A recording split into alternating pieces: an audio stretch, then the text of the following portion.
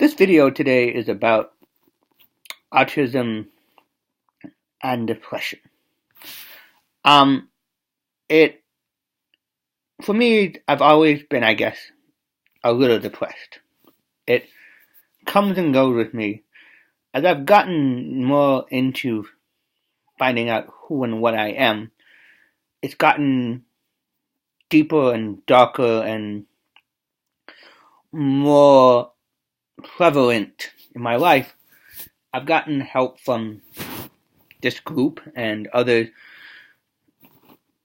and from a life coach and from other people to really open me up to what's going on.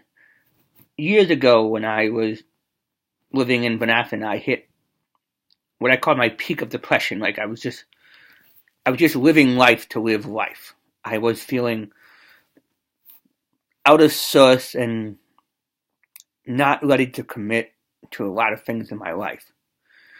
And it felt like this black hole in my life of like, I just went to work. And it took me a really long time to finally confess that I had problems. And because a lot of times, especially with my autism, I don't always know that I'm depressed or that there's an issue I should be working on.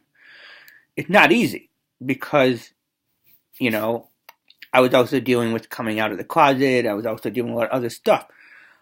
But a lot of it is that you just bury it deep down inside of you and don't work on that as a depression. It is Autism Awareness Month, so I thought, why don't we talk about what happens when you have a disability and you get depressed? It's really scary because for a long time I didn't think I could talk to anybody about it or have anybody who knew what they were talking about at all. And I found out that's not true. But still, let's just say if you're, like, I work with people who are really severely disabled. Part of my job. How do you know what's going on with them because they don't talk about what's happening? They have no clue what's going on with what's happening with them. They have some sense of what's going on, but they don't always know. And I'm hoping in these sort of series of videos this week about autism awareness to really talk about the issues that aren't being really kind of talked about on this side of the road. Like just today's depression. In a couple of days or tomorrow, it will probably be, or even later today, it will probably be about what do you do when you can't talk? I mean, what do you do when your void of communication is, well, the kids I work with, like hitting, throwing stuff and all this other stuff. What can we do, to really help those kids learn skills? I don't have the answers, but I have some few ideas that I've been plotting. But the idea of like depression is when you're really sad. I was bullied as a kid. I never dealt with that bullying issues until I was an adult. I would not recommend that.